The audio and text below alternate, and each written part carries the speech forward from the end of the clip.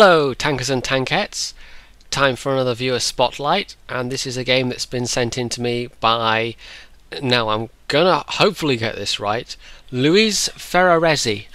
I think that's more or less correct. And yeah, T32, and I quite like the T32. I think a lot of people look at it and see that it gets the same top gun as the T29, which is a very good tank in of itself, and they assume it's going to suck totally at tier 8. That's actually not the case. Yes, it does struggle against tier 9s, and yes, it's not as strong for its tier as the T29 is, but overall it is still quite a surprisingly capable tank. And you know, in the right hands, in the right circumstances, you can have some pretty beastly games in it, as this one is going to be. And obviously this is quite an exceptional game, and Luis drives very well here. But overall, if you have, you know, if you did well in the T29, there is no reason really why you shouldn't also do well in the T32. Anyway, to the match at hand, and this is kind of odd matchmaking. It's kind of half tier 6s and half tier 8s, with a tiny cream filling of tier 7s in the middle. So it kind of sucks for the tier 6s, but it's quite nice for the top tiers.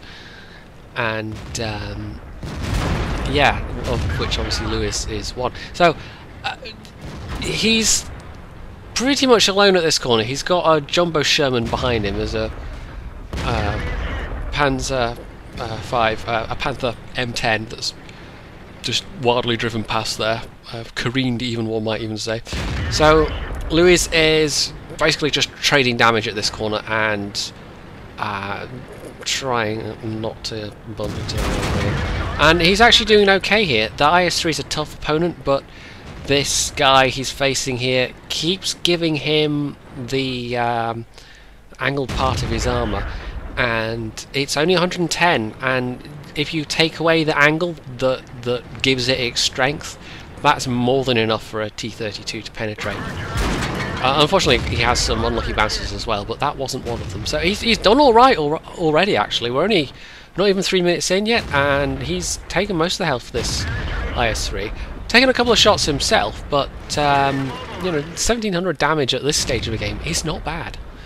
And yeah, this, you know, the penetration's a bit lackluster at tier 8, but like I said, the whole package is still surprisingly capable. And there's just a multitude of things. The rate of fire is nice. Just that everything else is nice. The hull's a bit weak, but you know, you can't have everything. So we're still just trading damage. That IS-3 is very low health, so he's now being very cautious.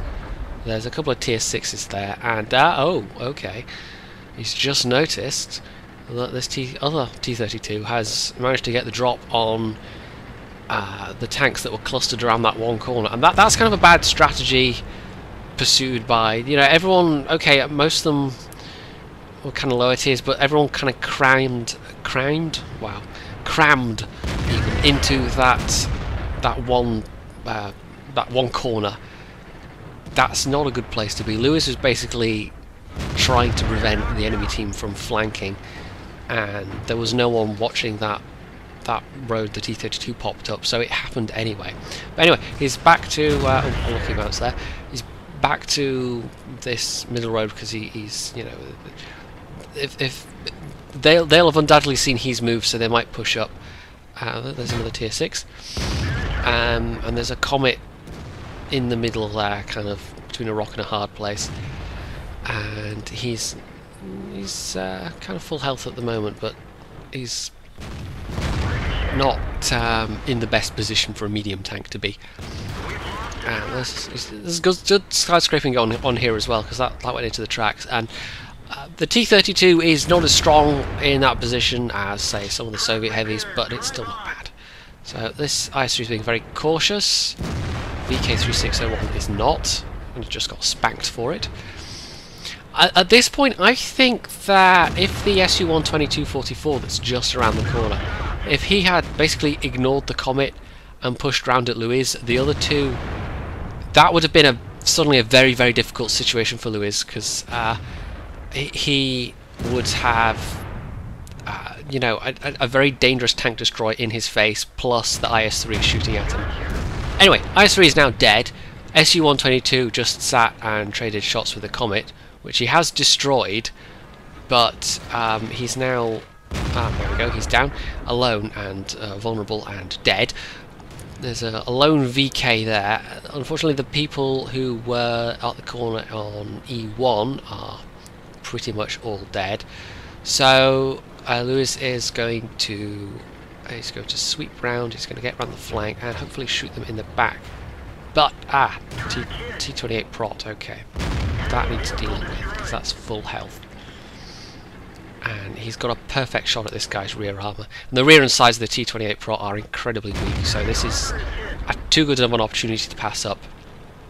Unfortunately, the KV-5 and the IS-6, you know, they know exactly where he is, exactly what he's doing.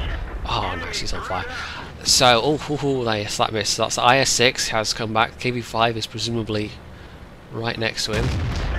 T28 Pro is fortunately finished off, and that was, you know, he got all of those hit points, he got all of that damage. That's really, you know, that's nom nom nom. 4,838 damage, and yeah, we're right down to it now, 13-13, and he's got enough hit points that he can take one hit, because, you know, the IS-6 has got a high alpha gun, but it's not, unless he gets ammo racked or set on fire or something, you know, he's alright, and he's fully expecting them to try and flank him, because that would be the logical thing to do here. So he's getting into a position where he can side scrape, and he's got his gold shells loaded, because he's expecting them to flank him. He's expecting to have to face the IS-6 frontally, and that's a tricky target. But no, they do this, and he's in a perfect place to shoot at the IS-6's rear armour.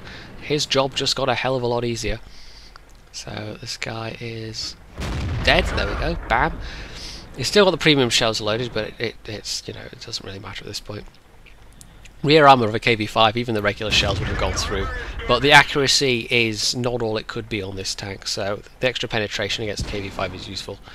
KV-5 also is probably not going to have the alpha to finish him off. There's 2, maybe 3 shots. The only criticism I would make here, this is like the only part I would say anything about Luiz's performances. Maybe he could have tucked his front in a little better against the side of the building, but it hardly matters. We've won, basically. One more shot, and that's pretty lucky. Went into the front of the turret, I suspect, like a couple of the others. And yeah, there we are. We've ended up at nearly 7k damage and in T32, and you know, that's why I say this tank is surprisingly capable, because I think people sometimes underestimate what the gun can do, and if the people that are underestimating it are on the enemy team, you know, if they're ignoring you in favour of other tanks, that's so much the better. And out of that, Luiz got a Radley-Walters, Top Gun of course, and a sniper medal. You know, he made those shots count. You know, 31 shells fired, 31 hits, and not all of them penetrated, but that's, you know, that's 100% hit rate. That's pretty good, and that just goes to show that if you are hitting your targets, and you know, mostly those shots are doing damage, then you can you can compensate to some extent for weak penetration by just good gameplay, basically. So yeah, unfortunately he didn't make a profit out of that, but he did shoot quite a lot of gold shells, and those aren't cheap. But anyway, that was a pretty nice match all in all, and I don't have the T32 myself anymore, but I would say to anyone that's hesitating about it, give it a go. It is pretty good, actually. You know, it on paper it's one of these tanks that looks a bit meh, but it's pretty good. Repeating myself here, but it is. Anyway, if you liked this video, you can leave a comment, you can hit the like button, you can even subscribe. I keep forgetting to mention that I have a Facebook page, so you guys should definitely check that out. And as always, stay tuned for more.